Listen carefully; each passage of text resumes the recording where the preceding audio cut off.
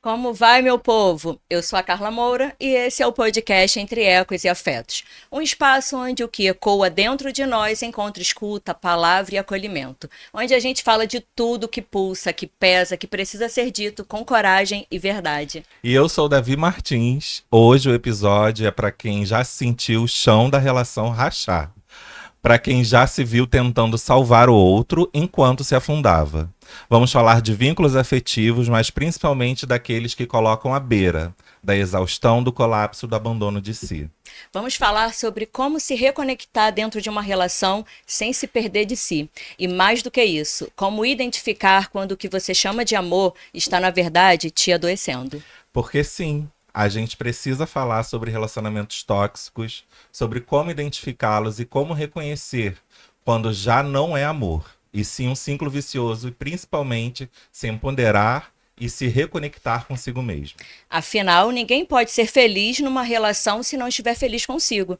Amar o outro é bonito, mas se amar é E urgente. para esse papo tão necessário, recebemos duas mulheres incríveis que unem conhecimento, sensibilidade e propósito. Com a gente, a psicóloga Morgana Amaral, especialista em vínculos, casais e famílias, com mais de 17 anos de experiência e mais de 4.500 vidas acompanhadas, muitas delas à beira do colapso emocional. E também recebemos a autora, comunicadora, mentora Keila Deoli.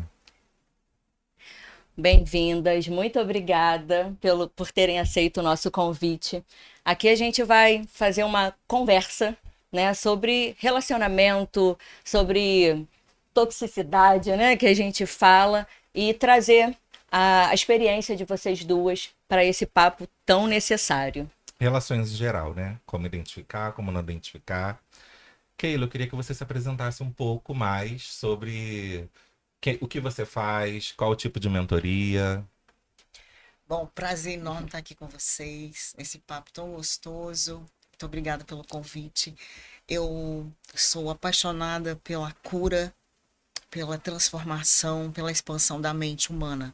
E eu faço isso com esse nome de mentoria e através do meu livro, dos meus e-books, do meu trabalho na internet.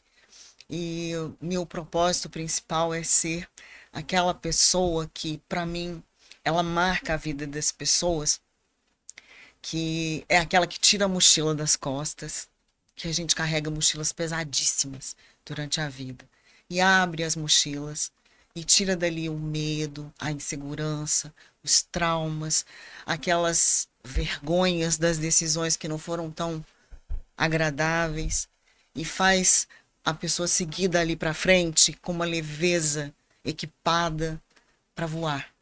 Então eu sou essa pessoa. Eu faço isso. Eu tiro as mochilas, abro e deixo a pessoa seguir. Que incrível, né? Só isso tudo? Morgana, fala um pouquinho de você pra gente. Eu sou Morgana Amaral, tenho 17 anos de terapia de família. A minha missão e o meu legado, eu falo sempre que é conseguir fazer com que os casais entendam que muitas vezes a dificuldade não está entre o outro, mas sim, às vezes, em si mesmo. Porque a gente tem a tendência de olhar muito para o outro e esquecer de nós mesmos, que nós também somos falhos, que nós também temos nossas bagagens, assim como a Keila falou. A gente tem as nossas mochilas e às vezes a gente quer transferir essa dor para o outro. E eu gosto muito de ter uma perspectiva de que os casais podem se transformar. Claro que nem sempre isso é uma verdadeira, mas 90% dos casos tem reconstrução dentro de um casamento. Então, o meu legado é trazer esses casais para se reconectarem novamente e ter uma família, porque hoje se fala muito sobre a questão de relacionamento líquido, descartável, não tá bom, vamos embora. E aí continua os mesmos erros, porque muitas das vezes não se curaram as feridas emocionais que a gente traz do nosso passado, heranças emocionais. O Eu papo hoje, sempre, o papo hoje vai ser incrível. eu sempre falo para os casais que vão à clínica que precisam ser dois indivíduos que se escolhem, Inteiros, né? Inteiros inteiros. que se Ah, escolhem. Porque não é um para o outro, e sim um pelo outro e um é. para si, né? Exato. Se ele não é feliz, ele não vai fazer o outro feliz. Se ele não se amar, ele não vai conseguir amar o outro. Mas a gente vem de uma cultura de muitos anos que a gente está sempre procurando a nossa cara à metade. Foi vendido isso por muitos anos. Agora, com a internet, com as mídias, redes sociais, as pessoas saindo um pouco das programas de TV estruturadas e indo um pouco mais para um campo de conhecimento, que as pessoas estão tendo um pouco mais de consciência de que a gente precisa ser inteiro. E ainda é muito pouco se falado sobre isso. As pessoas ainda estão procurando o homem como um protetor, o homem que vai ajudar, o homem que vai acolher. A mulher, ou ela quer ser muito autossuficiente com tudo, ou ela também é sempre nos extremos. Cadê o meio do equilíbrio? Ou eu quero depender 100% desse homem, aí eu me sinto vulnerável o tempo todo, ou eu sou muito autossuficiente, onde eu atropelo esse homem. E cadê o meio do equilíbrio dessa relação? É isso que a gente vem buscando. Eu acho que até isso que a Keila também conseguiu, dentro do trajeto dela, entender que muitas vezes essa mochila, quando ela se abre e vai colocando cada uma parte, fica muito mais leve para voar mesmo. Aproveitando o gancho, então, existe algum sintoma emocional claro em que você consiga identificar que você está se perdendo em função do outro ou em função da relação? Sim, quando você começa a se anular, a querer salvar o outro. Na boa intenção de que eu quero salvar o outro, eu esqueço de mim mesmo. Como? Muitas vezes quando eu falo assim, minha família precisa de mim, então eu vou parar de fazer isso. Meu marido não gosta que eu use a saia tal, eu vou parar de fazer isso para poder agradar. Quando você vê, você perdeu sua identidade. E aí quando você vai resgatar, é muito ruim isso. E às vezes, será que o outro realmente te pediu isso ou realmente foi você que quis escolher esse lugar?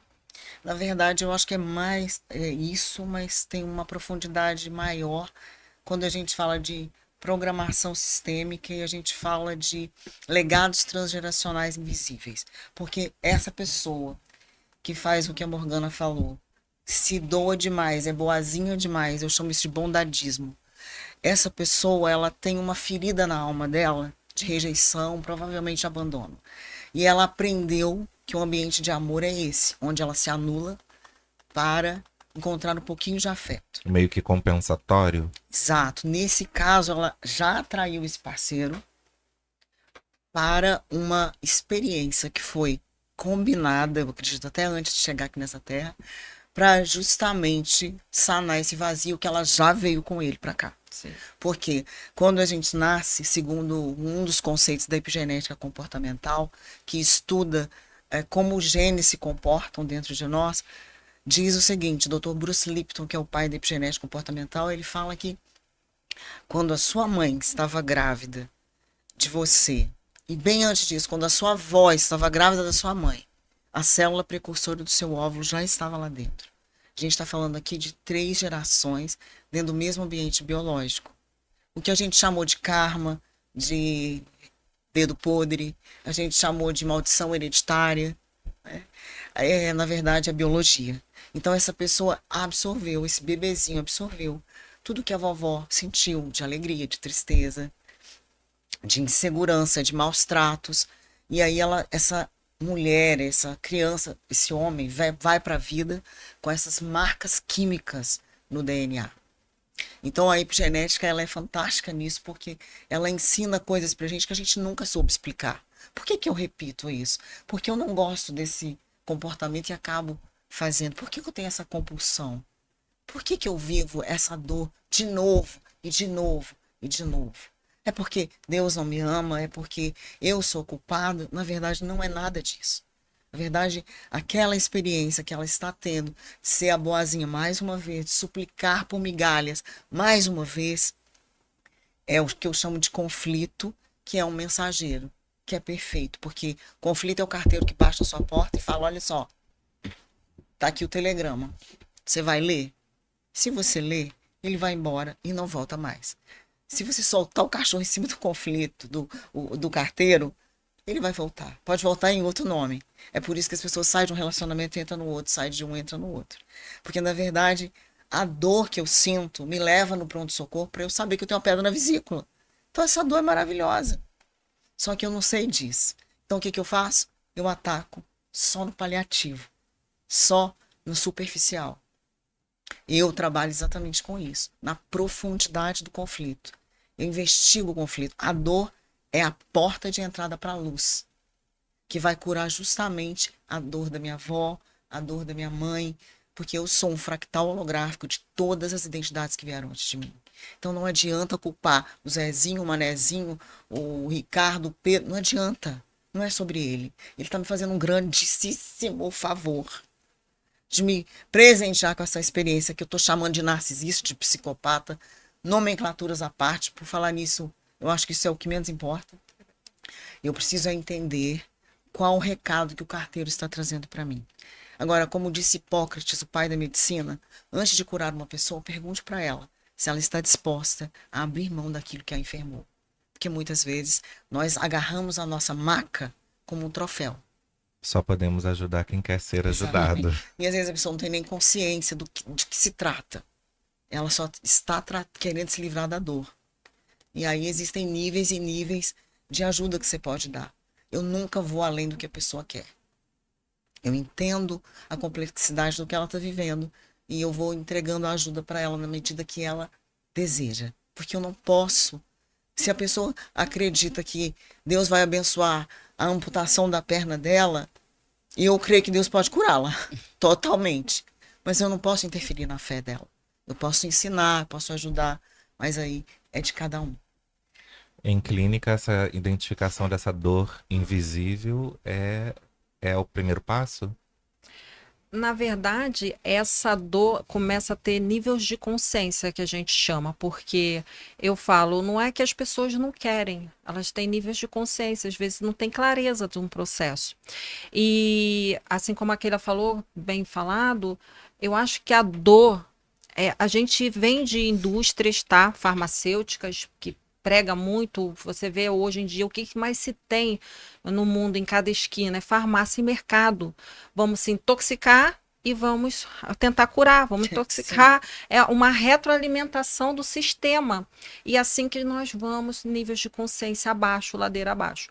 Ou seja, quando uma pessoa chega com um nível de consciência baixo, a primeira coisa é você tirar uma camada, esperar aquela pessoa processar, para que ela possa começar a ter um pouco mais de nível de consciência e assim vai aumentando. A gente vê muito isso.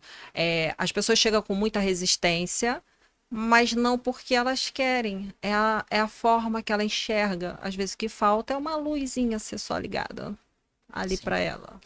Pegando um gancho, né? Assim, dentro de como que chega, o que mais leva um casal ou uma família ao ponto dessa ruptura emocional? Hoje, no aqui e agora, é a comunicação. A nossa comunicação está sendo muito distorcida. As pessoas não conseguem mais escutar umas às outras. Eu escuto para poder atacar, contra-atacar ou me defender. Ou seja, a ansiedade está tão a flor da pele hoje que a gente fala assim. Existe um campo sistêmico que é mais profundo, mas no aqui e agora o que a gente vê é o seguinte: as pessoas chegam querendo contra-atacar. Fulano falou isso, eu entendi isso, interpretei dessa maneira e tudo já começa um caos. A gente precisa aprender a tirar o pé do acelerador. Eu falo, gente, um Fusca vai chegar no mesmo lugar que uma Ferrari.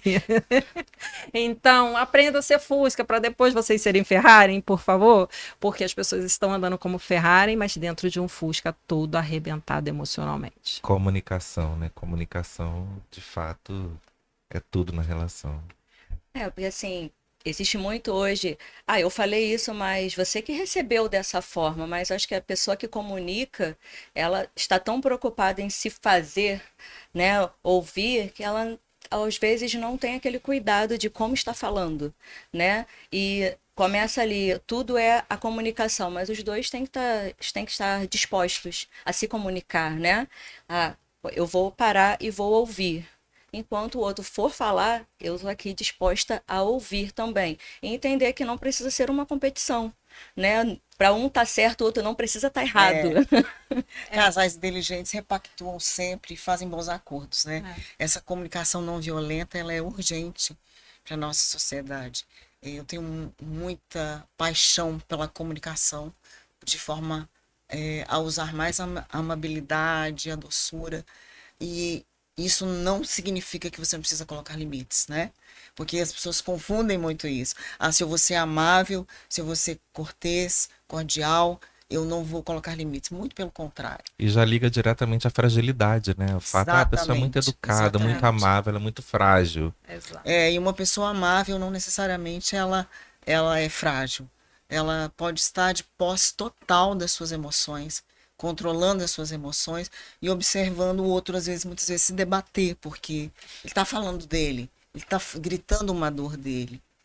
Tem aquele livro Comunicação Não Violenta, que é maravilhoso, é um livro meu de cabeceira. Eu amo de paixão por causa esse lugar de falar, ao invés de acusar, você confessar o que você está sentindo. Olha, eu me senti assim quando você fez isso. Você pode me dizer o que você quis me falar com isso? É diferente de eu falar, você fez. Eu coloco um tom de acusação e eu Mas estouro uma guerra de repente, né? sim, mas nisso falta a consciência, porque a programação neurolinguística explica o seguinte, que a gente tem muita distorção das falas, a gente generaliza muito na hora de se comunicar e a gente traz muito para o nosso lado pessoal. Outro dia mesmo eu estava numa reunião de casais e aí um dos casais estava contando um fato de um outro casal que não estava na mesa falando que tinha acontecido. Aí a esposa desse rapaz que estava contando a história falou assim, mas eu não sou assim. Dali já começou uma discussão que virou da primeira pessoa, que estava numa terceira pessoa. Porque alguma coisa atravessou aquele casal, porque distorção, generalização, a gente faz o tempo todo isso sem perceber e agora está cada vez mais no piloto automático. Então a gente não tem nível de consciência. Quem não tem nível de consciência não tem nível de responsabilidade dos seus afetos. A estrutura da PNL é essa. A pessoa generaliza, exclui, porque quando você está generalizando, você está excluindo automaticamente, né? Você está ressaltando o que só importa para você, né? Então, depende muito do seu interlocutor, como ele ouve. E as pessoas, geralmente a gente faz assim, a gente observa algo, interpreta, dá um significado, e eis o problema. Porque você vai ver a mesma coisa que eu, você vai interpretar totalmente diferente de mim. Porque nós vamos ver com os nossos filtros, que são as nossas crenças, nossos condicionamentos familiares. Então, é uma mesma situação. E o ego, que é essa parte, essa voz que fala o tempo todo na nossa cabeça, ele ama esse mimimi. Ele ama essa vitimização, sabe? Essa coisa. Por exemplo, a gente pede uma comida no restaurante. Imaginemos que ela vem fria. É só um fato isolado. Comida veio fria. O que a gente deveria fazer? Comunicar ao garçom, solicitar uma nova comida. Mas o que o ego faz? Um absurdo, essa comida veio fria nesse restaurante. Isso é uma coisa que é inadmissível. Então ele começa a dar um significado que não existe, que não tem. E assim muitas relações acabam, não é por causa do fato em si, mas por causa do significado linkado com a dor que aquela pessoa trouxe com ela. Então, quando a gente começa a entender que o Jung fala de um conceito fenomenal para mim, que é a projeção e sombra, que é uma das linguagens do inconsciente, eu projeto fora o que está dentro de mim.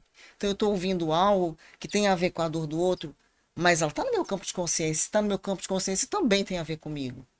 Por que eu estou muitas vezes falando aquilo para mim? Eu falo isso nas minhas mentorias. Não foi fulano que traiu você. Não foi ele que gritou com você. Você deveria dizer, eu sinto muito por eu ter me traído através de você. Eu sinto muito por eu ter gritado através de você a voz que estava quieta e calada dentro de mim. Então, muito obrigada. Obrigada, porque eu não estava conseguindo ver. E você é meu espelho, ainda que distorcido, ainda que embaçado, ainda que meio sujo, mas você é o meu espelho. E você pode ter o rótulo que a sociedade quiser te dar, mas você é um semelhante meu. Você está aqui. Então as pessoas estão pirando nessa parada de narcisista. Gente, eu já não aguento mais ouvir esse nome, sabe? Todo mundo é narcisista, todo mundo é psicopata. E você precisa dar um diagnóstico para você sair da relação. Você pode sair da relação sem diagnóstico. Tranquilamente, está liberado. Estávamos Decida o que falando você isso quer. antes, né, da gente começar a gravar. Eu atendi um casal e a esposa chegou, né, com um diagnóstico Google completo do marido, de Ah, que ele era um narcisista. E aí ela falou, começou a falar, né? Não, porque ele tem esse comportamento assim que é típico do narcisista, que não sei mais o que é típico do narcisista. Não, porque o narcisista faz isso, fala isso, aquilo outro. E eu falei assim, tá, qual o sentido de vocês terem vindo até aqui, né? O que que vocês me procuraram? Como que eu posso ajudar? Sim. E ela falou assim, não, eu quero que você fale se ele é narcisista ou se ele não é. Aí eu falei assim, tá, mas isso vai impactar entre você continuar esse casamento e terminar esse casamento? Porque você quer o meu aval para que eu ateste que ele seja narcisista, para que assim você seja validada para você terminar a relação? Aí ela ficou olhando para minha cara, ela, ah, eu não tinha pensado nisso. Mas é importante você pensar, porque o que incomoda você é o comportamento que ele está tendo com você. Como que esse marido está tratando essa esposa. Esse comportamento está desagradando você. Você quer se manter nessa relação? Porque é o comportamento e não o diagnóstico dele que vai fazer você, que vai validar que você termine ou você continue. E detalhe, você só pode atrair um narcisista para você se você tiver uma polaridade oposta que vai vibrar na direção contrária dele, porque tudo no universo é dual. Você só pode atrair um narcisista se você tem uma ferida de rejeição em você. O Curso em Milagres, que é um livro meu que eu amo, ele diz o seguinte: nada externo a ti pode te causar dano. E nada externo a ti pode te amar. Simplesmente porque nada externo a ti existe. Você está se relacionando com você. Então, se você não está gostando do que você está vendo, mergulha dentro, porque a saída é para dentro. Mas como é assim, parece que você está falando algo que está distante demais da consciência das pessoas. Você fala isso, a pessoa finge que não ouviu, ela fala, que isso, mas ele é assim, porque o argumento é só esse, né? O desabafo é só ele que fez comigo isso, ele que fez aquilo comigo. E nessa projeção de sombra, que é um mecanismo espontâneo, consciente traz para fora tudo que eu reprimo, tudo que eu não consigo lidar, tudo que eu quero abafar, tudo que eu tenho vergonha, tudo que eu tenho medo. E às vezes as pessoas falam, mas como que eu posso ter a ver com alguém que é desonesto se eu sou honesta? Às vezes você é desonesto com você mesmo. Porque Você a gente... se trai o tempo todo, né? Que às vezes Exato. você não trai o outro para fora, mas você tá se traindo. Tem até um estudo que fala sobre Santo Agostinho, o quanto que ele era um santo muito bom, mas o quanto que ele auto se flagelava à custa de ser tão bom. Ou seja, e é isso que a gente vê muito. Quando a gente fala de narcisista, a gente tem que entender o seguinte: o narcisista também tem traumas. O narcisista também tem feridas. O narcisista também veio com uma disfunção de uma programação, de uma patologia familiar, que se a gente for estudar são de 3 gerações para baixo, e a gente precisa olhar para isso. Então é fácil rotular. E como a gente hoje tem umas mídias que é muito rápido, 1 minuto de vídeo, a gente pega aquele recorte que faz todo sentido naquele momento, porque quando a dor está aqui dentro, eu fico procurando justificativa para fora, para afagar o que está aqui dentro. Então eu fico procurando, muitas vezes, o que de fato ocorreu para que eu causasse aquilo. Quando a gente entende assim, eu só precisava de um espelho para poder olhar para isso. Eu brinco que é o algoritmo emocional, né? É. Porque quando você pesquisa alguma coisa na internet, automaticamente o algoritmo da internet vai mandar aqueles assuntos para você, né? E aí a questão do algoritmo emocional, né? Porque você tá com aquilo ali pulsando dentro de você, que você precisa resolver aquilo. E aí você começa a encontrar esses artifícios, né? Encontra-se. Talvez a importância a palavra, né, escrita e falada como uma ferramenta de reconexão com a gente mesmo. E o né? detalhe é que a palavra é um feitiço. A palavra é poder de decreto. E se a pessoa acreditar naquilo que ela está ouvindo, acabou para ela. Ela vai viver aquilo ali. Então você vai consumindo certos conteúdos e vai escutando gente, você não sabe nem que tipo de embasamento essa pessoa tem para falar o que ela está falando. E você vai trazendo aquilo para você como se fosse um veredito, uma sentença de morte. É assim que eu sempre falo o seguinte: as pessoas morreram de quê? De Covid? Não, morreram de teste positivo. Por quê? Porque nós somos, gente, mamíferos. Os mamíferos, eles precisam estar em bando ou em manada, eles precisam estar juntos, né? E o mamífero, ele tem um sistema de luta e fuga.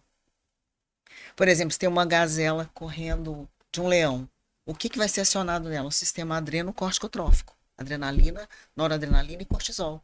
E todos os outros sistemas vão ser cortados de imunidade, cicatrização. Só que o inconsciente não sabe se eu estou correndo de um leão ou se é só um teste positivo de Covid. Se eu estou dizendo que tem um leão literal. E o que ele vai fazer? Ele vai cortar todos os outros sistemas para tentar me salvar do leão. Então as pessoas morreram de medo. Porque a Covid era uma gripe, gente. Pelo amor de Deus. Mais forte. Quem viu o Covid? Quem viu? Então eu estou dizendo isso para reforçar o que a mente é capaz de fazer. O corpo não pode adoecer sem uma prerrogativa da mente. Matéria não tem poder de adoecer, nem de envelhecer. Então a gente faz isso com a gente o tempo todo. É engraçado que a Keila falando assim, lembra muito as doenças que hoje a gente tem, como a gente tem fabricado a partir da mente. É tão grave isso, é tão real, porque a gente falava de câncer geneticamente. A gente falava de diabetes geneticamente. Hoje a gente vê crianças com leucemia com 4 anos e 3 avós, pai, mãe, que nunca tiveram. Então, assim, da onde vem a doença, muitas das vezes pré-existente, que a gente estabelece dentro da gente? A nossa cabeça tem o poder de curar e tem o poder também de nos adoecer. Eu falo, a comida, ela não é responsável pela sua doença. É a sua atitude de levar até a boca. Só que entre isso daqui, existe uma responsabilidade do meu eu. E o meu eu está conectado com a minha estrutura? Porque se eu não cuido da minha matéria, que me leva para tudo quanto é lado, que me faz eu estar aqui, me faz estar no meu trabalho, estar, qual o respeito que eu tenho comigo mesmo? E aí, daquele respeito que eu não tenho comigo, qual o respeito que eu estou te pedindo de você para mim? Ou seja, quantas vezes a gente pede para o outro amor, respeito, cuidado, mas ao mesmo tempo a gente nem tem isso para nós mesmos nos oferecer, nutrir a gente. Eu acho que está tudo conectado com a autorresponsabilidade, né? É. Culpar o outro, culpar os alimentos industrializados, culpar, e tem a parte da autorresponsabilidade, né? Do que você tolera. Que falam muito, porque fulano é narcisista, mas você está permitindo aquele comportamento. Ele vai ser narcisista, ele vai ser qualquer coisa. A partir do momento que você permite aquilo ali, que você tolera. A hora que você sair de cena ou que você impuser limites, aquele comportamento não tem que existir. Então, assim, o Paulo Vieira que fala muito que você tem um relacionamento que você tolera. Sim. Então, tá aí, assim, a autorresponsabilidade, né? O limite que cada um tem que dar. E é a parte do, se você não se respeita, se você não se ama, se você não é feliz com você mesmo, não adianta você querer esperar que o outro te faça feliz, né? Aí, assim, pessoas frustradas, aí vão pra internet, né? Sim. Fazer um desserviço. Aí se conecta lá com o algoritmo, do seu algoritmo com o algoritmo que você está alcançando. E aí o que acontece? Tem a frase de Freud que fala assim, e que eu acho fantástica essa frase, eu acho ela poderosíssima. Ele fala assim, como é que é? A culpa é minha e eu coloco em quem eu quiser. Uhum. Ou seja, o culpado sou eu, mas eu quero dizer que foi você que foi o culpado. Você que foi lá, roubou meu marido, tadinho, tirou ele nas costas, ele saiu correndo lá de casa. Não foi o tempo que a gente passou junto e conviveu. Foi você que entrou lá porque você era loura, bonita, maravilhosa, eu morena, caidinha. Ele foi lá, tadinha, roubou ela, como ela era uma vilã. E eu sou a pobre coitadinha, né? Agora, sobre essa questão da doença que você falou, é muito importante de ressaltar que uma criança até os 7 anos não pode enfermar se não for por empatia com a mãe. Isso tem embasamento científico da coerência bioneuroemocional. E as doenças, todas elas, nosso organismo tem anticorpos, capacidade de combater qualquer vírus, qualquer bactéria, se nossa mente estiver boa. Então, as doenças, elas são a forma, programa de sobrevivência que o inconsciente aciona para tentar nos salvar. Ontem, por exemplo, eu atendi uma querida de Boston e ela estava me relatando um câncer de mama. Então, como que eu faço a questão da investigação? Quando surgiu? O que estava acontecendo? Eu tenho lá todo o embasamento do sentido biológico do órgão e emocional do órgão. A mama, por exemplo, ela é o órgão que gera provisão, alimento para sua cria, para o seu filho. O inconsciente entende isso como você cuidando de quem você deu a vida, quem você é responsável. Pode ser uma empresa, pode ser um negócio que você criou, pode ser seu filho. E aí ela me disse, a minha filha, 6 meses antes, tentou suicídio. E ela foi para os Estados Unidos. Logo depois, eu fui também me arrastando numa depressão para tentar morar todo mundo junto. E aí o diagnóstico veio do câncer de mama. E aí tem a história da metástase, né? E aí, 3 meses depois, eu tinha metástase nos ossos. Que o Dr. Hammer, também da medicina germânica, diz que metástase não existe. O que existe é um outro conflito. Que aí eu falo, bom, agora eu tô morrendo, minha vida tá acabando, acabou o meu valor, então vai para os ossos, porque o osso é a sua estrutura. Então, quando eu fui dando as datas para ela, ela falou, uau, faz todo sentido. E muitas pessoas que chegam nessa mentoria e têm a verdade escancarada por trás da doença, elas ficam curadas. Não que a gente pregue essa cura eliminando a medicina tradicional de forma nenhuma, porque ela é extremamente importante. Mas conhecereis a verdade, ela te libertará. E é isso que acontece. Vitíligos desaparecem, doenças inteiras vão embora, tanto em relacionamentos, quanto no corpo, quanto nas finanças. Porque tudo é doença. E a doença, ela tem só uma raiz, a culpa.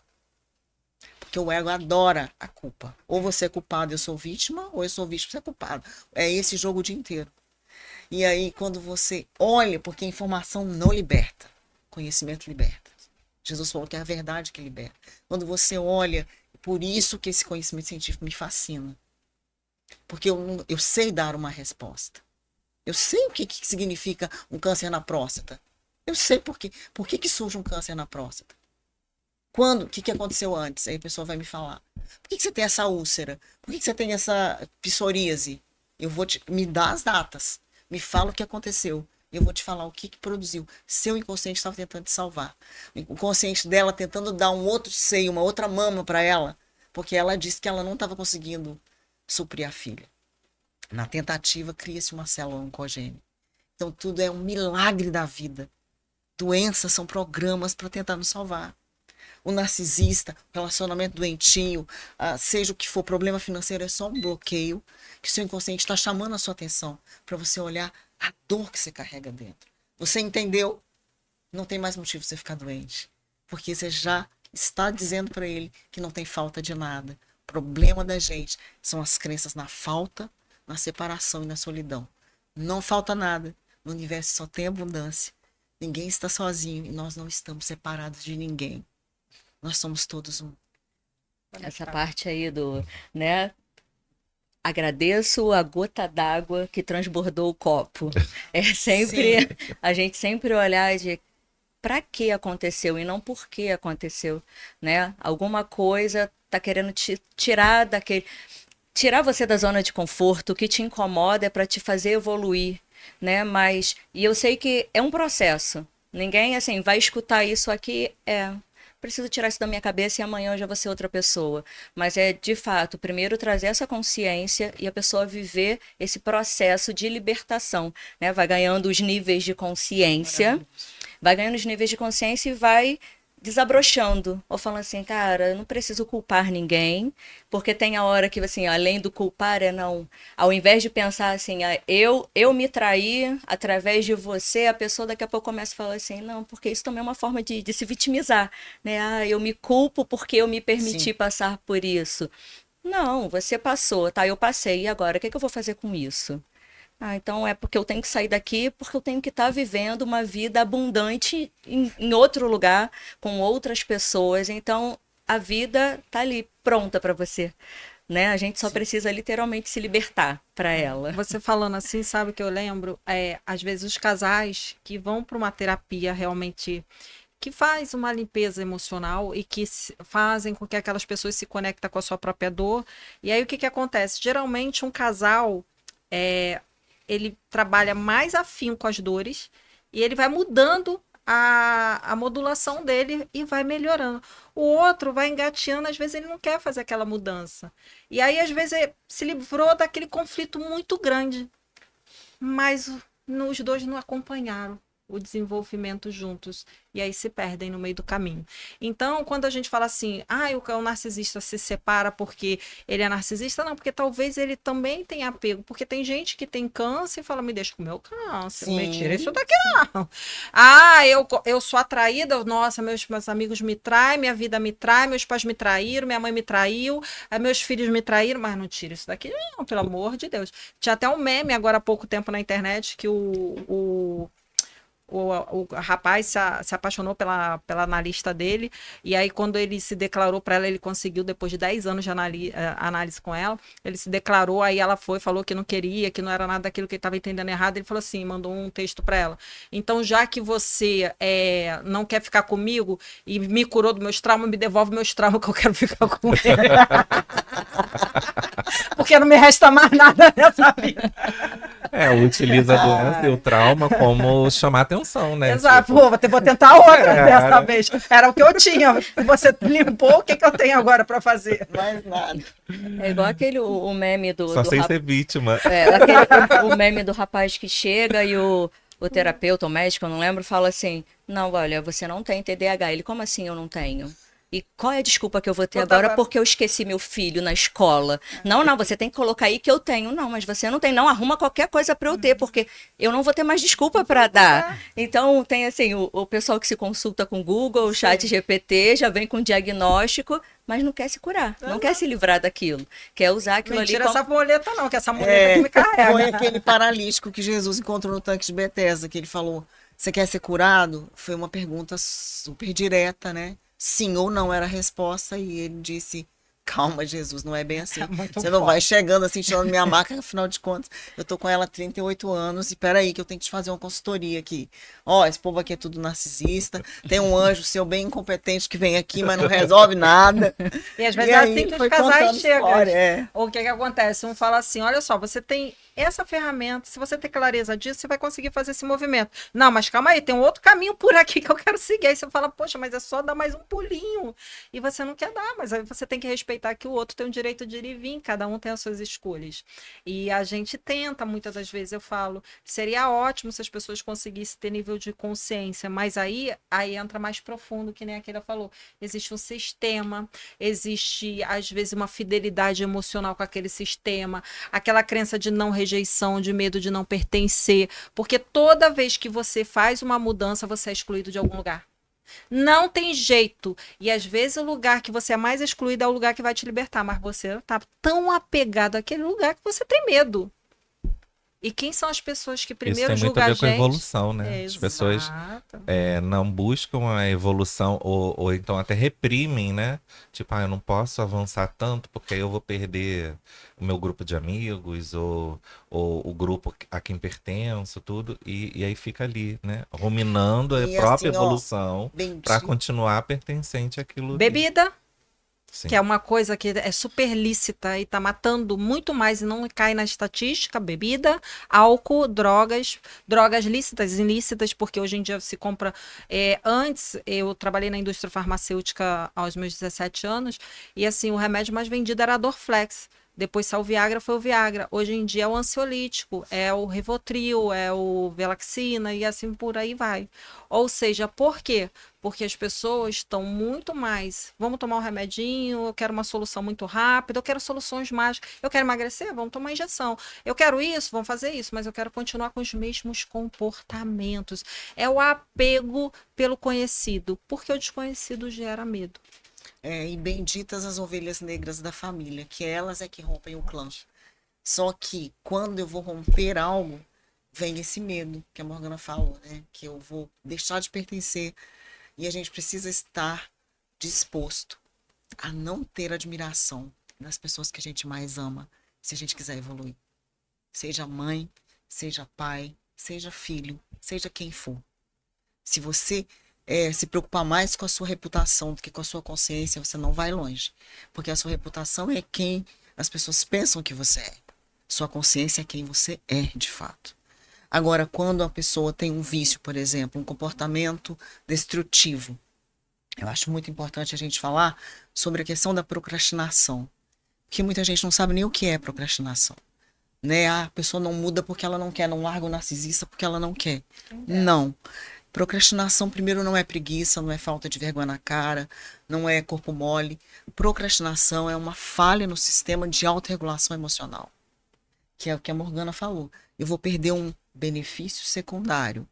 Que benefício secundário? Você pergunta para a pessoa assim: o que você está ganhando tendo essa dívida? Não estou ganhando nada, Keila. Está ganhando. Você está ou não querendo cuidar de alguém, ou está querendo ser cuidado por alguém. Ou então você está validando um vínculo com seu papai, com sua mamãe, que não prosperaram. Então, esse benefício secundário oculto é a recompensa da zona de conforto, que desconfortável só tem um nome, que zona de conforto é uma dor, é um inferno conhecido, familiar, que é o que ela falou. Né? Então, primeira coisa é entender, é por isso que eu sempre vou lá na raiz. Porque uma pessoa que tem um vício de bebida, ou de cigarro, ou de qualquer outra coisa que o autodestrói, ele não vai conseguir sair, porque ele tem uma falha de autorregulação do sistema emocional. Ou seja, ele não entende direito muito bem porque ele faz aquilo. Um homem, por exemplo, que fumava até os 65 anos, estava morrendo e não conseguia parar. Tentou e não parava, tentava e não parava. Quando ele lembrou que aos 6 anos de idade ele viu o pai acendendo cigarro em cima de uma moto, e o pai era o herói para ele. Ele estava sob o efeito de uma ferida de rejeição porque o irmão tinha acabado de nascer. Ele linka aquilo com ser herói. Aos 17 anos ele começa a fumar. E toda vez que ele tenta parar, ele está perdendo o quê? O vínculo com o herói, que era o pai dele. Quando ele entende isso, no dia seguinte ele para de fumar. E nunca mais ele fuma. Então, é isso que a gente não entende muitas vezes. Por que essa mulher fica com esse homem que xinga tanto ela? Porque o ambiente do qual ela veio é familiar para ela. Amor é aquilo ali. Então, a gente não pode julgar as pessoas. E é o que a gente faz o tempo todo. Jesus falou, não julga, gente. Tira primeiro a trave do seu olho para depois tirar o cisco do olho do seu irmão. Mas o que a gente faz? Julga o tempo inteiro. O problema maior é que o inconsciente não conhece o outro. E se eu estou julgando o outro, condenado sou eu. Quem vai pagar a fatura? Eu. E com a rede social todo mundo julga, né? O Todo tempo mundo é todo. juiz, todo mundo. Assim, você traz um problema, as pessoas vêm sem Falamos piedade. isso no episódio de Mães Atípicas, quando a mãe que estava aqui presente, ela falava, me julgam quando eu vou a um bar encontrar umas amigas, me julgam quando eu vou a uma academia, quando eu caminho, quando eu corro na rua. Por quê? Porque eu tenho um filho neurotípico, e como que você está se cuidando com quem que seu filho está, né? O que ela postou foi ela na academia ali, cuidando da própria saúde. E o julgamento não é nem sobre o que ela tá fazendo ali na academia para se melhorar, mas sobre o filho dela, né, que é neurotípico e tá em casa enquanto ela está ali. Você Sim. falou também de comunicação não violenta. Eu lembro que eu assisti uma palestra e quem estava acertando muito brilhantemente, inclusive, falou de encontrar mecanismos, né, para você se comunicar de uma forma não violenta, né, nas suas relações, tudo. E aí ele deu o próprio exemplo de qual mecanismo que ele encontrou dele ser mais paciente com a esposa dele. E aí ele falou assim, a gente tinha uma comunicação onde ela falava, ela já é naturalmente, ela é descendente de italianos e ela fala naturalmente alto, a família dela toda fala alto. Então ela falava comigo alto, normal. Só que pra mim, na minha casa, era tudo muito silencioso. Então eu tive essa estranheza.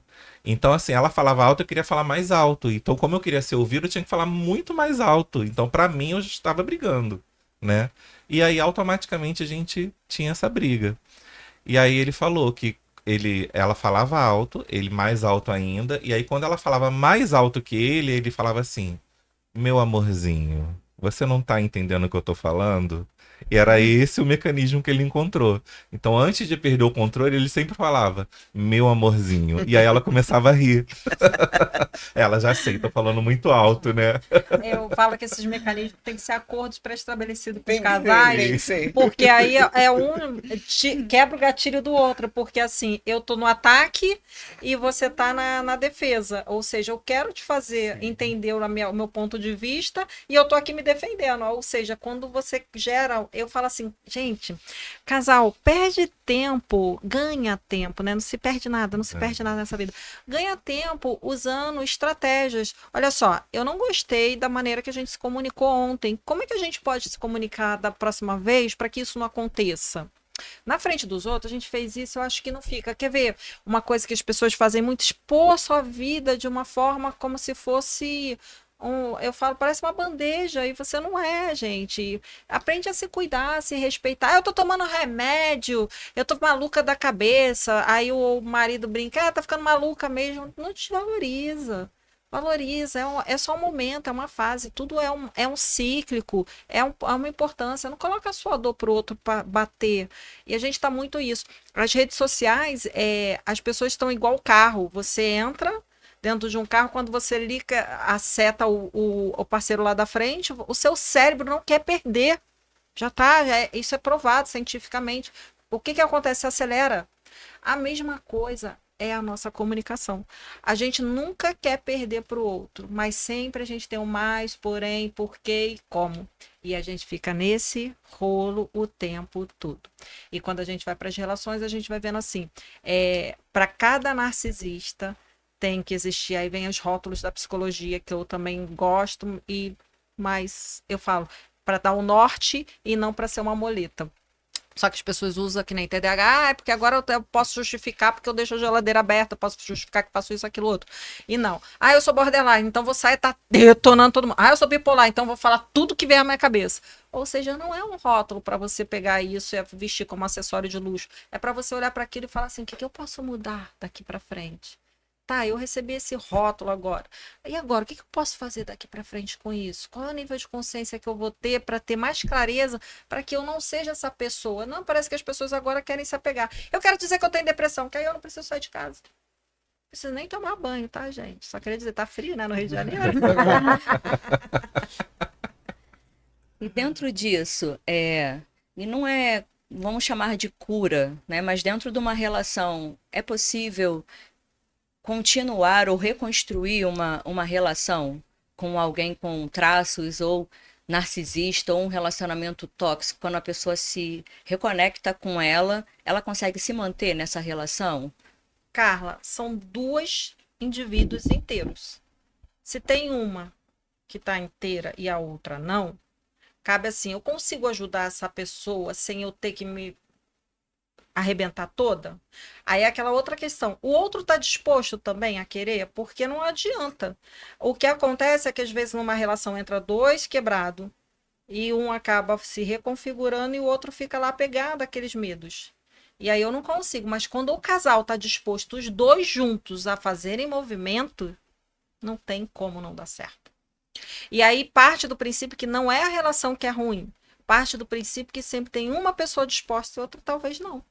E aí a gente também tem que colocar isso como uma métrica. E na maioria das vezes eles chegam com um acusando e o outro recebendo a acusação. Exato. Né? Um é culpado e o outro é sempre o agente que está fazendo as coisas ruins, né? E aí, primeiro passo é se enxergarem nessa relação, né? Tipo, se um tá fazendo, o outro tá permitindo de alguma forma. Né? Davi, tem aquela música que diz assim, da Gabriela, eu nasci assim. Síndrome da Gabriela. Eu penso que não. A minha opinião vou divergir um pouquinho dela. Eu penso que com um narcisista, com alguém que tem esse transtorno de personalidade, ou um psicopata, não é possível. O que você precisa fazer é sair dessa relação. Ela já cumpriu o seu papel.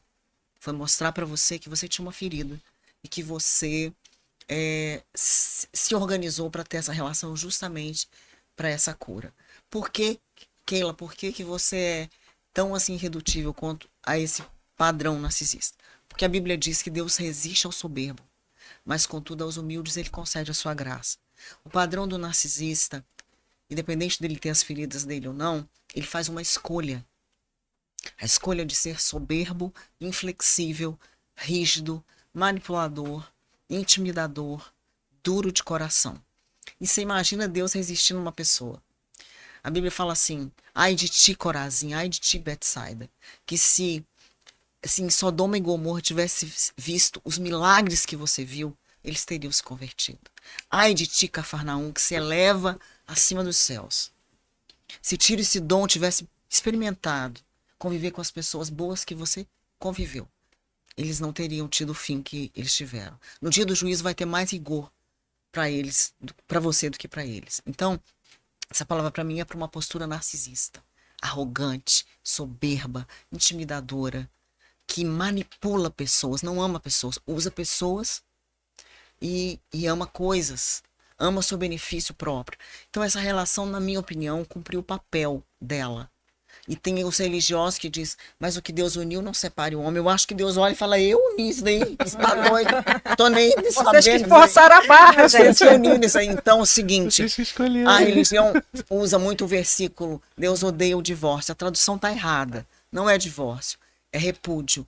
Deus odeia, sabe o quê? Que você se maltrate, que você se pise, que você se coloque como um capacho de quem quer que seja. É isso que Deus odeia. Porque ele ama você e você é a imagem e semelhança dele. Então, para mim, não existe. Isso não é casamento. O nome disso é abuso psicológico legalizado em cartório. Tem que ir lá e tirar a legalidade da mão do cara que você tá chamando de marido, tem um codinome de noivo, namorado, mas é seu algoz.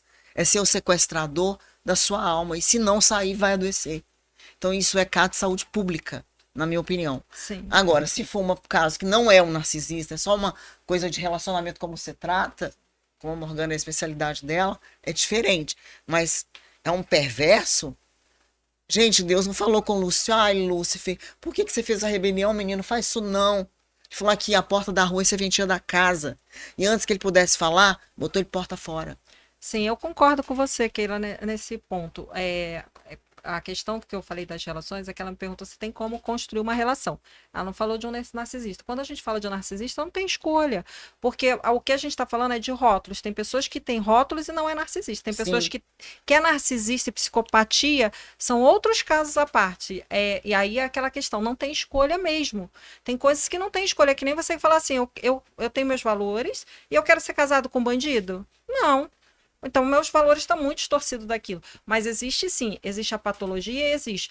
Só que hoje o que a gente tem visto muito é a gente fazendo um centrão de encontros que todo mundo é narcisista. E muitas das vezes é só uma disfunção ali daquela regulação daquela família. E que muitas vezes os dois tendo clareza conseguem. Eu não sou a favor, a Carla sabe disso, de casamentos, e apesar de defender e não gostar de fazer divórcio, não gosto, não sou obrigada, meu CRP não pode me obrigar a isso, eu delego para terceiros, entendeu? Porque eu não gosto de fazer, eu gosto de reconstruir família, é um direito meu. Agora, quero dizer que todo casamento tem que chegar lá e tem que dar certo porque eu gosto disso? Não, não depende de mim, são escolhas e respeitos. E tem outros que eu até abraço e falo, vamos junto, porque chega de ser humilhada, chega de ser capacha do outro, vamos tomar uma sacudida, realinhar esses chakras aí, brincando, que para você poder se levantar. Cada uma estrutura tem o seu lado. Tem o perverso, tem as pessoas que se conectam só com essas pessoas, e aí a gente tem que olhar para qual a história também que essa pessoa, porque para cada eu falo assim, para cada narcisista precisa de uma pessoa dependente emocionalmente dessa pessoa para fazer essa retroalimentação. Para cada abusador sexual, precisa de uma vítima. E essas histórias que se encontram, porque entre tantas pessoas você está casado com fulano, com Beltrano e não com ciclano e terceiras pessoas. Por que naquele mundo inteiro é naquelas pessoas? Porque aquilo dali é algo que você hoje está habilitado a mudar, crescer e desenvolver, ou te paralisar. Mas aí são escolhas que você faz a partir daquele ponto de vista que você tem hoje, aqui no aqui e agora. Eu falo que é no seu nível de consciência de agora. Quem dera se a gente pudesse ter uma lente que olhasse para o futuro e falasse assim, lá na frente eu vou casar com Gianecchini e aí eu vou ser feliz. E quais são esses primeiros passos aí para sair desses relacionamentos tóxicos? Na minha opinião, Sim. primeira coisa, você aceitar que você está numa relação disfuncional. Sem julgar, sem rotular o outro. Não resista ao que está te acontecendo, porque a resistência vai te machucar. Procurar culpados vai te machucar, vai atrasar a sua vida. Então, a minha opinião é que você precisa aceitar que você escolheu. Você escolheu inconscientemente, mas escolheu. Então, não resistir é o primeiro passo. O segundo, para mim, é mudar a frequência. imediatamente. A frequência é mais importante do que o que está acontecendo agora.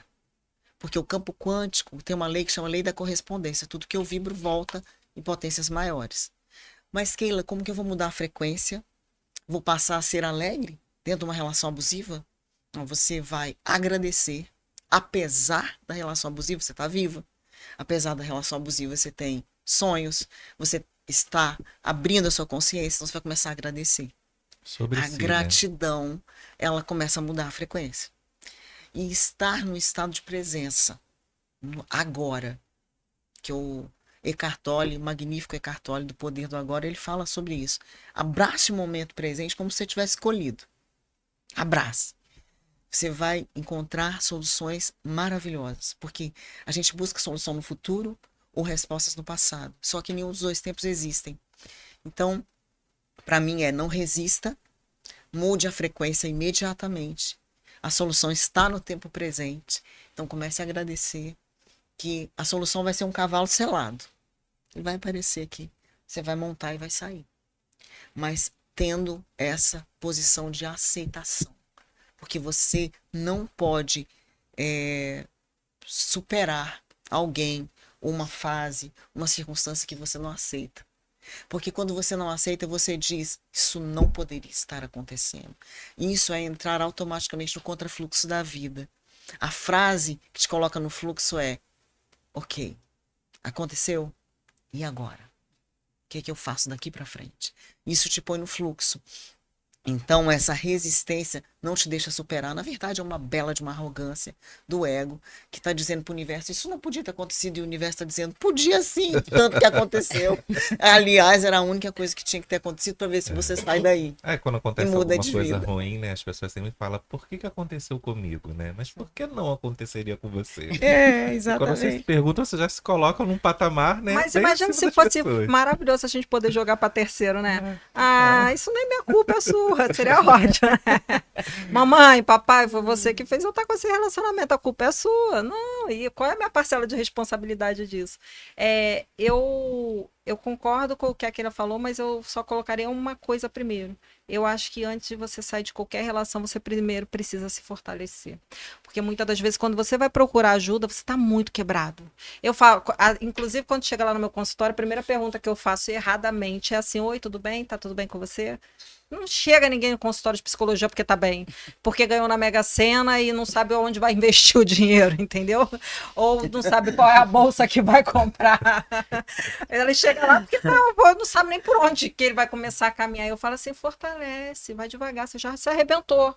Agora vamos voltar pro Fusca para depois você pegar, porque às vezes a gente fala assim, eu falo como visão terapeuta, porque a gente às vezes está vendo uma coisa que o paciente não consegue enxergar. A gente fala, cara, se você conseguisse tirar o véu, você ia enxergar. Mas aquela pessoa está tão ainda presa dentro daquela escuridão que ainda uma luzinha para ela não faz sentido. E a gente precisa fazer essa consciência, eu falo, nível de clareza, dar luz para essa pessoa. Na maioria das vezes, criar o sentido, né? Para que ela possa... Elaborar esse sentido com a pessoa para depois ligar a luz, né? Exato. Porque às vezes você liga a luz e a pessoa não está preparada. Ela fecha os olhos. Ela não está preparada. E dentro disso, de se fortalecer, tem muitas, assim, mulheres, falando mais, porque é mais cultural, que não saem de um relacionamento porque se vê sem um emprego, né? Ou então faz a louca, tô indo embora. 3 dias depois fala, meu Deus, como é que eu vou pagar isso? Para onde eu vou? Aí volta. Volta para a zona de conforto desconfortável, mas porque não se preparou, né? Às vezes assim, pô, já tô arrasada, tô toda arrebentada, vou sustentar isso aqui mais um pouquinho enquanto eu vou me consertar para poder sair sem voltar, sem olhar para trás. Você viu aquele caso que o noivo foi tirar foto com a noiva que tá rodando nas redes sociais e que ele fica numa piscina e solta ela? Sim. Aquilo é um sinal de narcisismo absurdo. E ele vibra. Imagina horas que aquela noiva ficou se maquiando, só Deus sabe. Porque eu, para passar uma base na cara, misericórdia. Mas você viu o vídeo completo? Não. Foi consentido. Eles combinaram. Eles combinaram, o vídeo completo. Então, eu não sabia. Para você ver como que um recorte polui a nossa mente. Exato. E, inclusive, foi até uma psicóloga, quer dizer, onde eu vi, né? Foi uma psicóloga que postou o vídeo completo, falando justamente sobre esses fragmentos, né? Sim. Tipo, às vezes pega um fragmento fora do contexto, né? Porque aquela cena ali tinha um contexto, né? Sim. E fez sentido para aqueles noivos, né? Já era combinado com todos os fotógrafos e filmagens de que fizesse aquela cena. Inclusive ele pula depois, né? E eles Sim, saem sim. juntos da piscina. Legal, tá É. vendo? E aí aquela questão, mesmo sendo psicólogo, pra gente entender o seguinte, que a gente tem que ter humildade de falar assim, eu também muitas vezes sou poluída, sou contaminada e sou levada a ter uma visão distorcida daquilo que a gente faz um recorte. Sim. E assim, se eu faço, você faz, todo mundo faz, e a gente precisa prestar atenção muito nisso. Sobre esse planejamento também da saída. A gente planeja para entrar. Então é importante a gente ser maduro para planejar para sair. Eu faço muito isso na minha mentoria. Quando ela entende que eu realmente preciso sair. Então vamos planejar sem raiva, sem ódio, sem vingança. Ainda que você tenha que fazer uma medida protetiva. Ainda. Você vai fazer pelos motivos corretos. Que é prestar o seu papel de cidadã para a sociedade, de ética, de moral.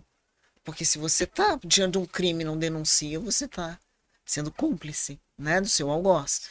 Ainda que você tenha que fazer isso, a ideia é mudar realmente a frequência. Quando a gente começa a mudar as nossas palavras, nosso diálogo interno, e a gente começa a entender que eu sou responsável, eu me coloquei aqui e eu posso me tirar daqui. Ainda que o outro esteja fazendo tudo para me manipular, para que eu fique, ou forjando um arrependimento falso, seja lá o que for, eu não tenho o direito de julgar, mas eu tenho o direito de decidir o que eu quero para mim. Então eu vou planejar para sair. Eu entrei, eu tenho como sair. Então, esse planejamento, ele passa pelo financeiro, ele passa pelo emocional, ele passa pelo espiritual, porque muitas, o que a igreja vai falar de mim, o que a minha família vai falar de mim. Deixa falar o que quiser. Você precisa saber da sua consciência, menos da sua reputação. Então, esse planejamento, ele é fundamental para que as mulheres saiam, ou os homens saiam, porque tem muita mulher narcisista, diga-se de passagem, né? Muita mulher psicopata, chave de cadeia, perigosíssimas. Tem muitos que chegam na mentoria e eu falo, a sua mentoria eu não faço não, amor. A sua não tem condição, senhora. Então... O réu primário tá em jogo. Vem cá, mas você foi pro psicólogo primeiro? Entendeu? Então, assim, esse planejamento é muito importante, mas as pessoas só conseguem pensar nele quando essa frequência foi alterada, quando essas palavras, que são verdadeiros feitiços, né? Elas começam a entrar de forma positiva, seja da terapeuta, seja de uma amiga, seja da família, alguém que eleva muito mais do que a autoestima, porque não é só sobre autoestima, é sobre consciência. A autoestima ela é muito superficial perto da consciência, né? E aí sim, essa pessoa consegue ver um caminho para ela passar. Quando a Bíblia diz assim, não considereis as coisas passadas, nem observais as antigas. Acaso você não percebeu que eu estou fazendo coisa nova? Eu estou colocando um caminho no deserto e rios no ermo. O que Deus está dizendo é que para se construir um caminho fora, é preciso construir primeiro um caminho neural dentro. As sinapses precisam fazer outras frequências. E esse é o poder de uma mentoria, o poder de uma terapia, é que a gente mexe nessas sinapses. E a gente começa, eu falo e eu me arrepio toda, porque eu mexo na vida das pessoas positivamente. Não para ela ter ódio, não para ela ter uma atitude de vingança, mas para ela retomar a vida dela com coerência, que é falar, sentir, fazer e pensar a mesma coisa. Do contrário, a Bíblia diz, seja o seu sim, sim, o seu não, não, que passar disso vem do capeta. E Deus não põe a mão nisso, porque você está dizendo sim, mas você quer dizer não.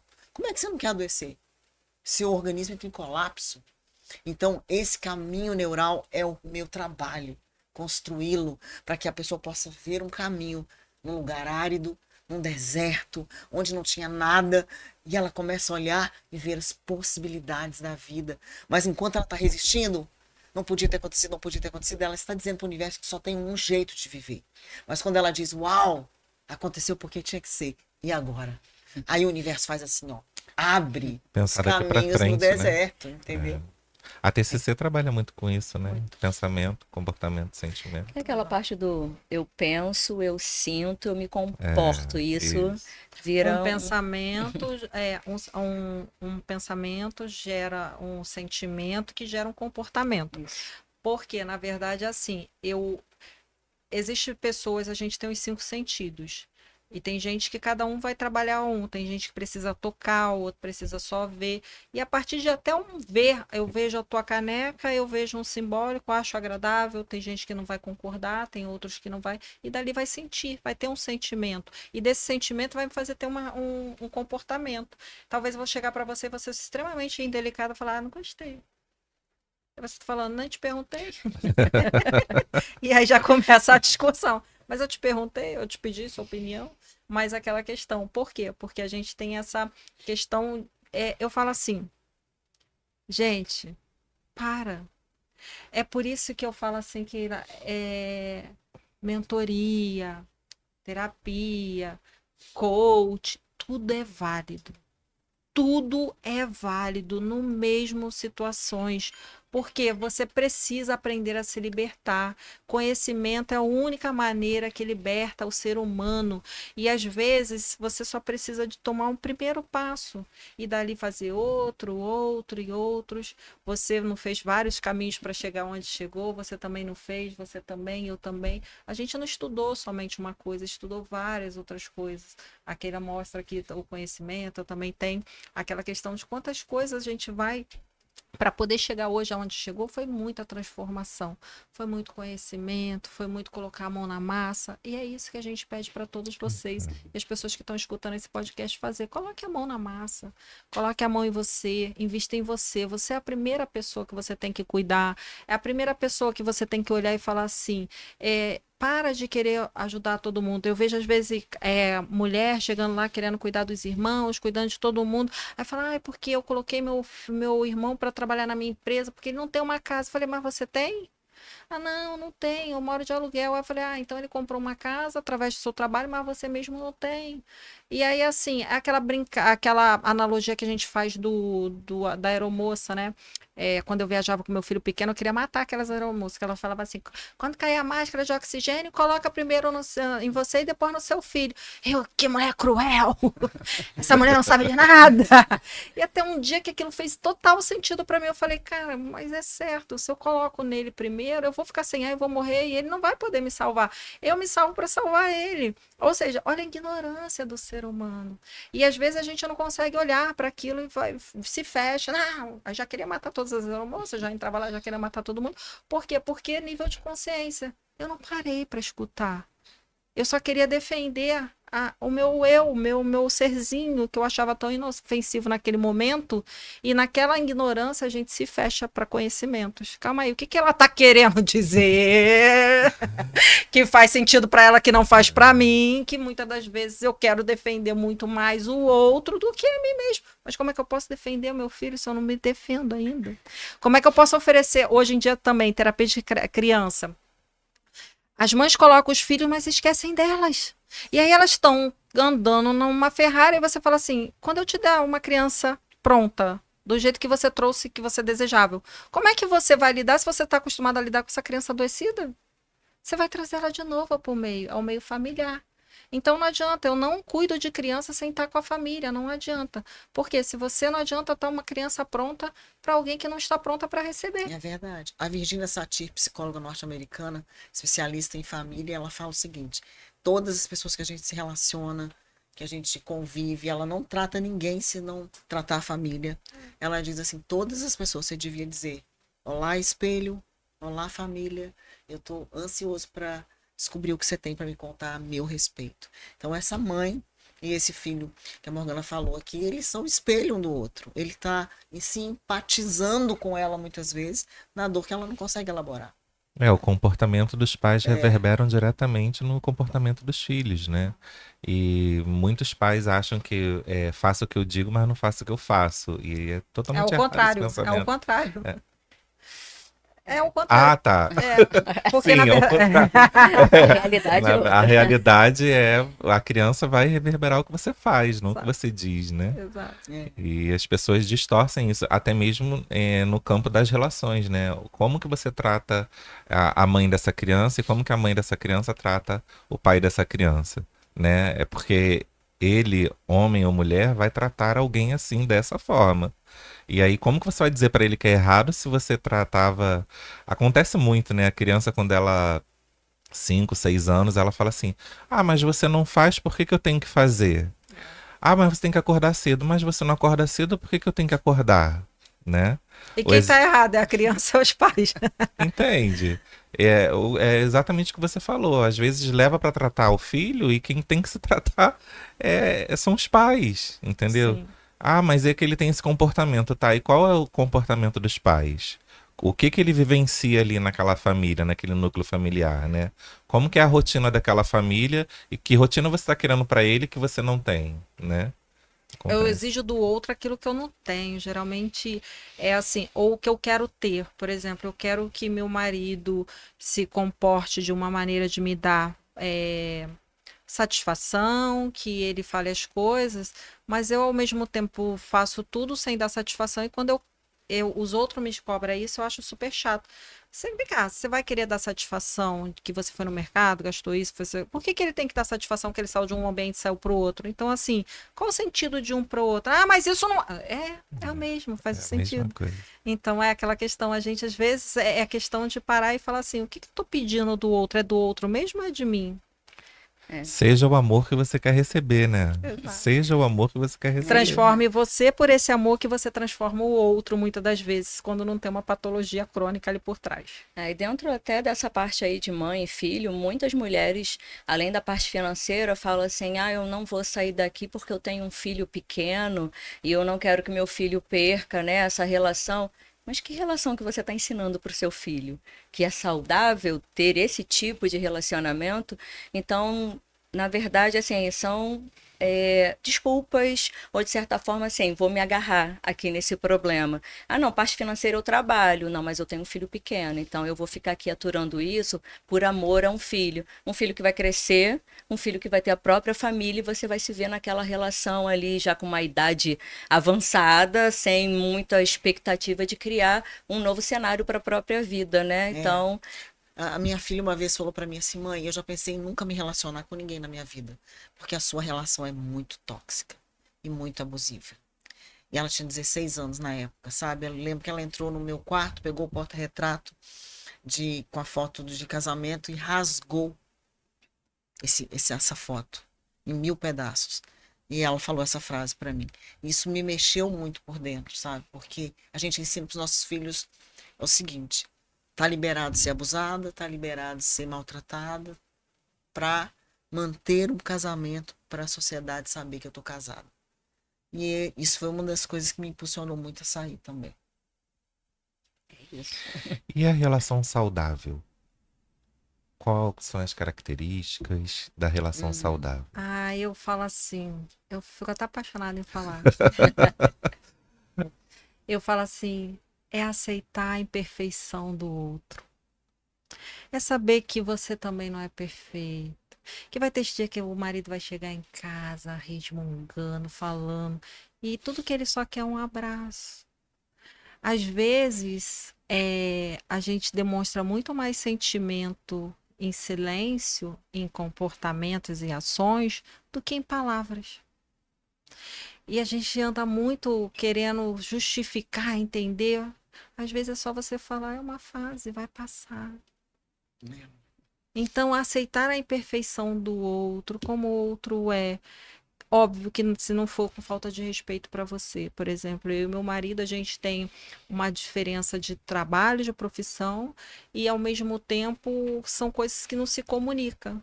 E tem hora que ele está extremamente estressado, chega em casa, aí fica lá, chega resmungando, eu falo, só um momento, daqui a pouco ele vai passar, não dá outra. Ele vai, daqui a pouco ele vai, amor, vem para cá.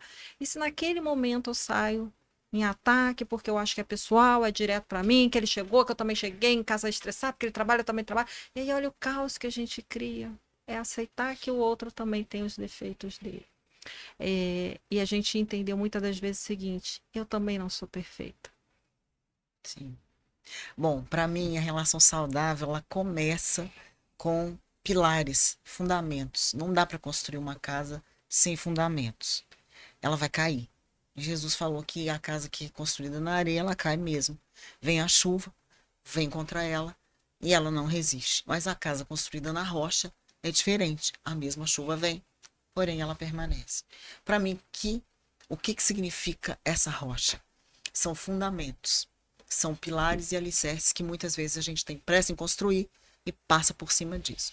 São princípios e valores que precisam estar alinhados no início. O ideal é que seja no início, porque depois que você levanta a casa, fica difícil você mexer no alicerce dela, concorda? Então, primeira coisa, julgo desigual. É impossível andar dois juntos se não há entre eles comunhão. Então, que valores são esses? Valores. O que é traição para você? Ah, traição para mim é só estar com uma pessoa. Não, traição para mim é virtual também. Então, vocês precisam alinhar esses valores.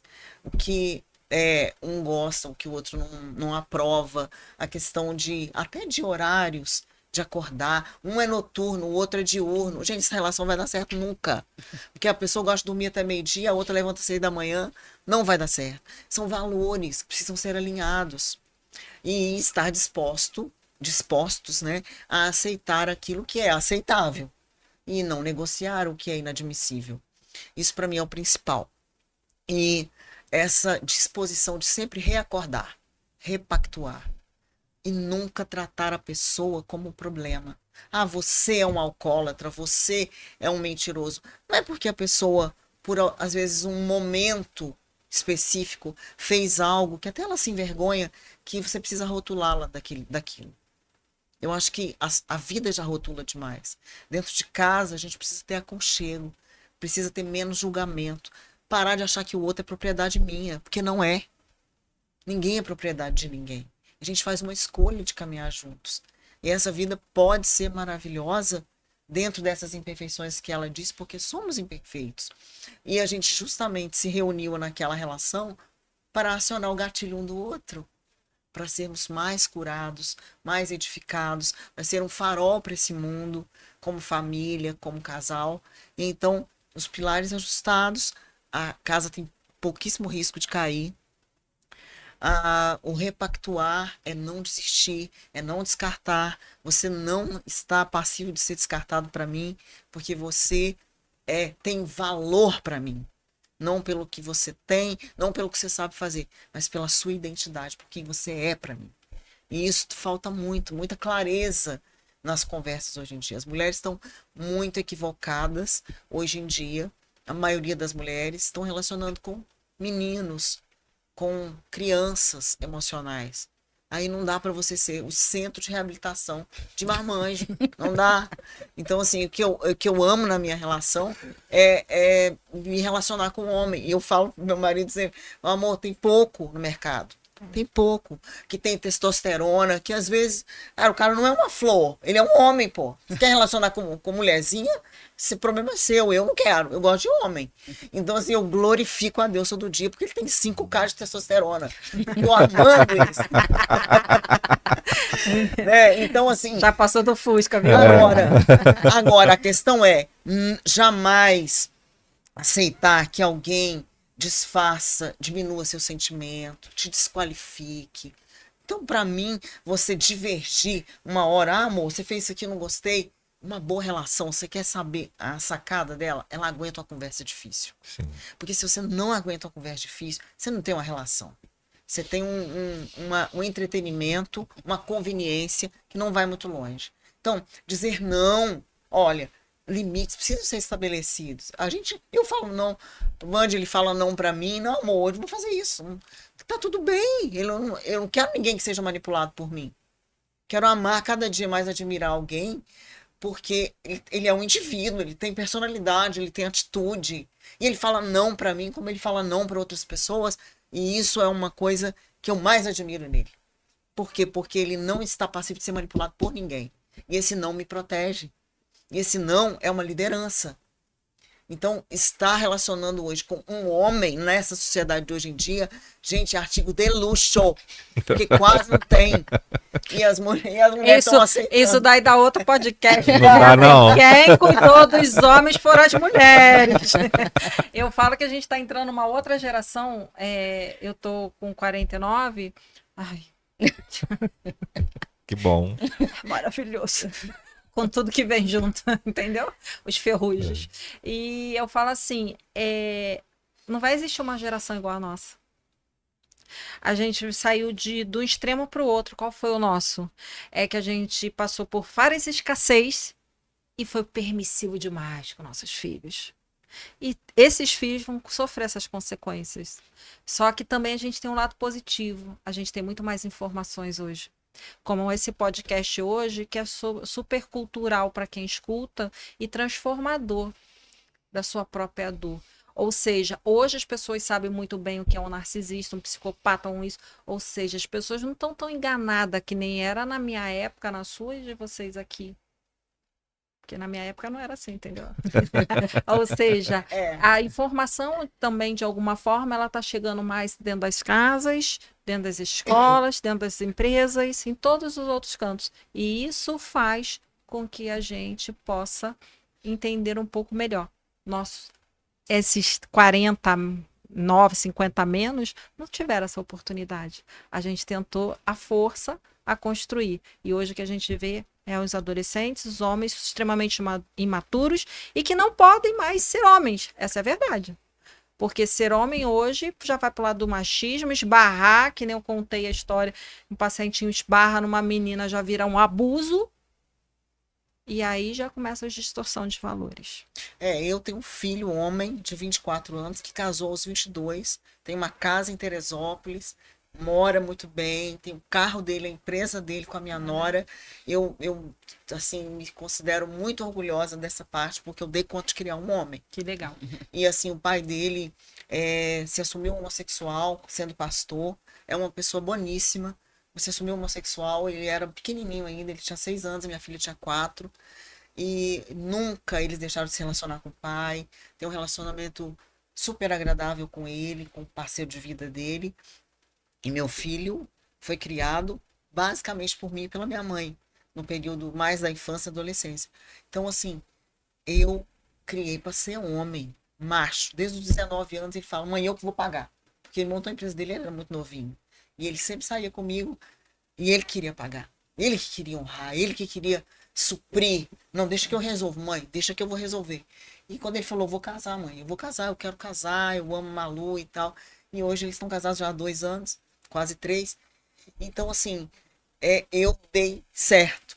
Minha vida deu certo. Quando eu olho para meus filhos, para minha filha, para meu filho, minha vida deu muito certo. Agora, não dá para você ficar passando pano quente em cima de erro. Você tem que se posicionar, ensinar o seu filho a ser homem. Eu falava que ele tinha tanto medo, assim, das coisas acontecerem. Daí eu falava, fala grosso. Homem não fala desse jeito, não pode falar grosso. Ele falava, mamãe, não sei o que, ele era pequenininho. E eu tentando forjar nele um caráter de um homem forte. De um homem com personalidade, né? Personalidade. E ele é desse jeito. Ele é um menino cristão. A casa dele é linda, a gente vai pra lá. É uma delícia estar lá com eles. E ele está seguindo a vida dele, o legado dele, pastoral, de adoração que ele tem, deu certo. Então, assim, a gente tem que parar de olhar e falar, essa geração, sabe? A gente criou muito. Não, eu sei de mim. Sei de mim, sou mineira, moda antiga, o negócio escreveu no meu palco meu, é assim que é. Então lá em casa sempre foi assim, deu certo e eu espero que... É porque tem gente criando príncipes, né? Mãe tem, príncipe, assim, né? E assim, tem mães criando príncipes e mulheres também, né? Se relacionando com príncipes. Com príncipes. Tem mulheres que não permitem que o homem seja homem, né? Não, eu sou empoderada, a história do empoderamento que tomou uma... Proporção desproporcional. Total. Então, assim, acho que cada um tá faltando cada um saber o seu lugar na relação. Tem a parte de mulher submissa que as pessoas inverteram, acha que mulher submissa é aquela que tá só limpando, passando, cuidando da casa e falando sim, senhor, e não tem a ver com isso. É aquela mulher que sabe o lugar do homem na relação e sabe o próprio lugar, cada um tem o seu papel e os dois construindo uma relação saudável, né? Ambiente saudável para os filhos. Então, assim, mães precisam criar homens, e isso independe de sexualidade aqui. Homem com postura de homem, homem que vai pagar as próprias contas, não são os adolescentes aí de 40 anos que estão jogando videogame que não pagam conta. Meu Deus. Porque existe. Vivendo muitas das vezes das aposentadorias dos pais, tá? Que é o que a gente recebe hoje no consultório. Homens de 40 e poucos, 50 anos casados com as suas famílias e sendo sustentado ainda pelos seus pais, que vivem de uma aposentadoria apertada para poder dar o luxo para os filhos. Seria a convivência ou a distorção das histórias das princesas da Disney? Inclusive foi até bom você ter falado sobre isso, Davi, porque assim, se a gente for parar para pensar, a gente já nasce com uma marca, né? E qual é essa marca? A Disney. Ou seja, a criança já sai com um rótulo. E dali ela também já é polida, trabalhada, todos. Os filmes da Disney, se a gente for olhar todos, quem é a bruxa da Branca de Neve, que ela fica lá no espelho, espelho meu, quem é mais bonita do que eu? Olha a Rainha Mar da Branca de Neve, a Bela e a Fera, que ele tem aquele ego dele totalmente inflado, orgulho, aquela questão que ela falou que não quebra o orgulho, que aí fica depois, é porque Deus, que Deus. A que madrasta, Deus. né? Exato. Os Enrolados, que aquela mãe falsa amorosa que usa Rapunzel para poder suprir a juventude. A gente vê muito isso, que são as mães que querem se vestir, que se comportar como uma adolescente. Inclusive até os filhos ficam falando, sou mãe adolescente, minha mãe, eu sou adulta, minha mãe que é adolescente. Ou seja, a gente está sendo o tempo todo consumido pela parte da mídia, de informações também que fazem. Por exemplo, hoje quem é o homem macho? Será que é o narcisista? Eu não estou afirmando, eu estou fazendo uma pergunta. Será que seria os narcisistas? Vai ser eles os másculos que a gente vai ter daqui para frente? Qual vai ser a posição dos homens se eles não podem mais mostrar a masculinidade deles do jeito que são? Quem vai ser os homens que a gente vai ter hoje? Porque se nas redes sociais o homem tem que ser o que supre, mas não pode falar. A mulher ainda assumiu o papel seguinte: eu quero ter filho, mas não quero que você eduque, eu quero que você provenha. Não dê um tapa no meu filho, quem dê sou eu. Então, que papéis e valores são esses que a gente está tendo na nossa sociedade? Não, gente, ser homem hoje em dia deve estar sendo difícil demais. A gente fala lá em casa sempre. Também, Tá difícil. Porque não pode falar nada que já virou crime, né? Tudo é abusivo. Não pode encostar, não pode falar, não pode elogiar, não pode olhar. Assédio, né? Tudo, exato. Não, a gente tá falando no extremismo, que nem quando eu falo também assim, toda essa geração, é pra gente entender que existe uma fatia muito grande no mercado. Porque, então é tudo. Não é tudo. A gente tem que entender que existe uma fatia muito grande e que a gente precisa olhar para isso. Você quer fazer parte da manada ou você quer ser um ser individual que seja independente? Porque outro dia eu fui brigar com meu filho, tem 28 anos, chamei a atenção dele e falou: mãe, você é tóxica. Eu falei: você quer que eu coloque em qual outdoor que eu sou tóxica? Você quer que eu vou na minha rede social falar que eu sou tóxica? Mas eu vou falar dos seus comportamentos também. Não tem problema não, sua mãe aprendeu a apanhar. Eu quero saber o seguinte: quando você vai aprender a ter comportamentos melhores? Porque isso fala de um comportamento, talvez lá na frente uma namorada sua vai chamar de narcisista. Acabou. Alinha os chakras. Entender também que, assim, da mesma forma que educação, né, e se você se comportar de uma forma amável, não precisa ser ligada à fragilidade, né? É também entender que o fato, assim, o ser homem, né, ter a testosterona alta não significa ignorância, não significa você ser o machista, você ser o que tá brigando, né? Porque, às vezes, as pessoas entendem que você ser homem é você exercer uma força para ser. E você não precisa exercer força para ser, né? Você só precisa ser. E ok, tá bom. É você exercer a sua liderança dentro de você mesmo, né? E seguir a sua vida de uma forma em que você se autorresponsabiliza por tudo que você faz, Sim. né? Não culpabiliza o outro, não se predispõe com o outro só para se prevalecer, né? Você exercer a sua vida ali, ok. Olha, eu acho que depois de tudo isso, a gente tem que ter um parte 2, né? Porque a gente ficaria aqui o resto do dia Já fica o conversando. convite. A gente pode fazer um parte 2 aí. Então, assim, mais uma vez a gente quer agradecer muito a participação de vocês. Se vocês puderem deixar uma mensagem para mulheres e homens, né, que, como a gente trouxe aqui, estão nesse lugar de dor, sem saber por onde começar para recomeçar, queria que vocês deixassem uma mensagem para essa galera que vai escutar Pode esse começar. podcast. Em primeiro lugar, é olhar para dentro de você e enxergar esse valor que você é, não por aquilo que você é capaz de performar, por aquilo que você é capaz de criar, desenvolver, mas por quem você é. A sua identidade precisa estar ajustada. O começo é para dentro, é se amar, é agradecer por tudo que você fez até aqui. As suas escolhas, sendo boas, sendo não tão legais, são as suas escolhas. Você também é parte do seu medo, é parte das suas inseguranças, faz parte da sua vida. O começo é agradecer por todo esse pacote. Abrir essa mochila e começar a tirar essas inseguranças desnecessárias, esses medos. Olha, uma coisa que eu gosto muito de falar é o seguinte: hoje é o ontem que te preocupava. Valeu a pena ficar preocupado? Deu tudo certo. Sempre dá. Porque não há faltas. O universo é abundante, Deus é incrivelmente abundante, o amor é abundante, então não há faltas. Olhe para dentro, encontre esse amor dentro, antes de rotular os outros e começar a colocar um pé após o outro para sair. Que foi você que se colocou aí. E só você pode tirar você daí. E essa porta de saída, ela vai se abrindo à medida que você para de julgar o outro, para de condenar as suas escolhas, se culpar, se punir, porque o ser humano é o único ser que se pune pelo mesmo erro várias vezes. É o único. Então, se é tão gentil com tanta gente, seja com você. Então, leve a vida de boa. Só tem hoje. Amanhã não existe, ontem já foi.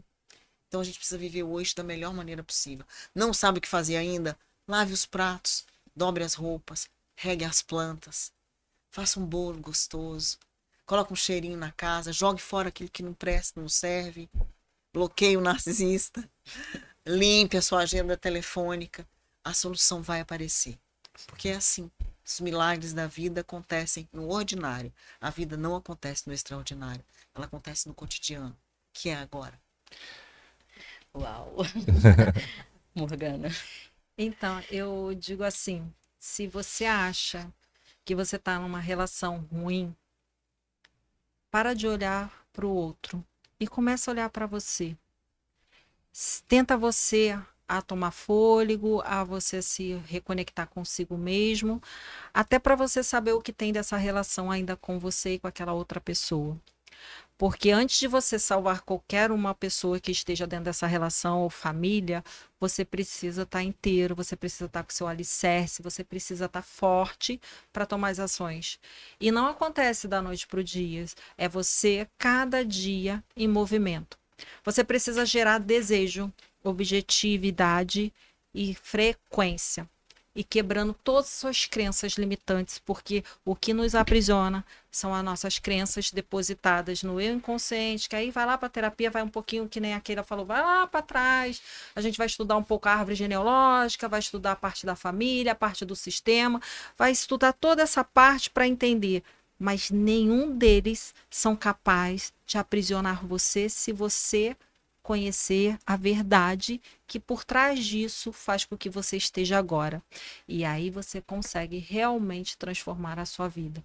Um passo de cada vez, mas um passo firme, seguro e constante. Mantenha constância na sua mudança, que é isso que transforma. 1% por dia, né? É isso. O melhor amor próprio, né? A melhor relação a que temos com nós mesmos, né? Sim. Sempre o pontapé sempre será nós, né? Quando eu olho para mim, eu preciso olhar para mim para que eu consiga encontrar o outro.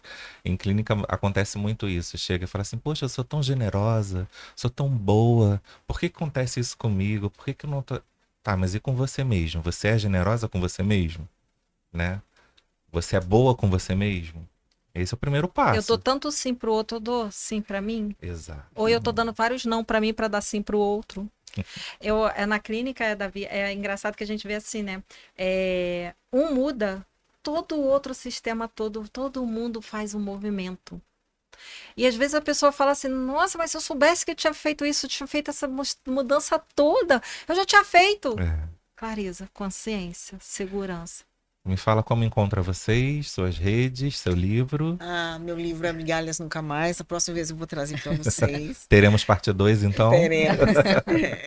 Minha rede social é Keila Deoli, lá no Instagram. Me encontra lá, lá tem o link da mentoria, tem o link dos e-books, tem mentoria em grupo, tem mentoria individual, de 6 meses, 1 ano, 3 meses, que é maravilhoso. Perfeito. Como é que a gente encontra Morgana? Morgana. Marcar consultas.